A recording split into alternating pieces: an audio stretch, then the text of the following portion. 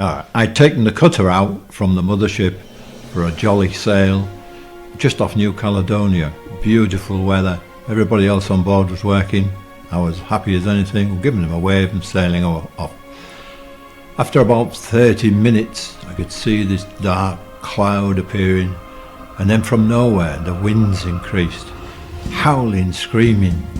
The boat was tossing and turning. It tipped over, pitched me into the sea, completely disorientated. You're gurgling, swallowing water, not knowing where you are. When your senses come to and you bob to the surface, the boat's gone.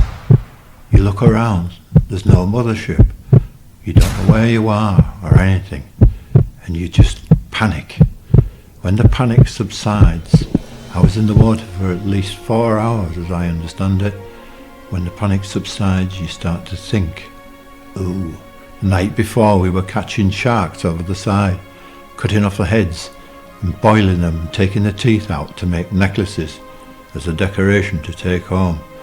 Ooh, these guys are still around. And you lie there. Every now and again when the swell lifts, you could just see the mothership. There was no way I could swim to it. I thought, this is it. I'm gonna die. It's as simple as that. And then you start to think, if only I can get out of this, I'll repay the world somehow. If I can be saved, I'll invent something so that anybody else in this situation, others would know and come to rescue them, because nobody knew I was there. By the time the crew found out, I'd be long gone. Then, amazingly, I heard a sound of pop, pop, pop, and coming along was a barge, a supply barge going to the mothership, who must have sighted the debris of the wreck. And as they went past, they saw me and rescued me. Unbelievable. I was so grateful. And inside me, it must have gone into my core that I really would do something about anyone else in this situation. Got back to the ship, and it was so traumatic I never spoke for 4 days, and the crew said that's the best 4 days they've ever had. Well, that's by the by. And then through the years, but many experiences I've had it when the ship nearly turned over and you would be locked in it like a steel coffin. So plenty of experience of hard times like that. And then leaving the sea, I thought, all right, I'm going to have to leave the sea and get a shore job. I did, and I did quite well. Built up electronics companies all around the coast. I had 3 separate companies and did quite well.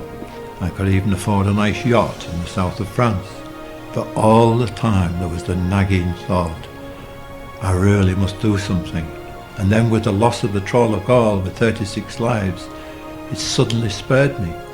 I started research, I opened a factory on the university campus, and I started to invent the small radio beacon. It took years and years, many ups and downs, authorities.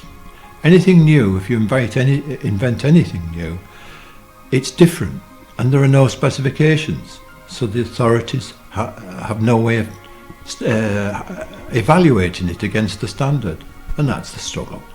But we persevered. It became a product that everyone who went to sea, in the professional world at least, now wears.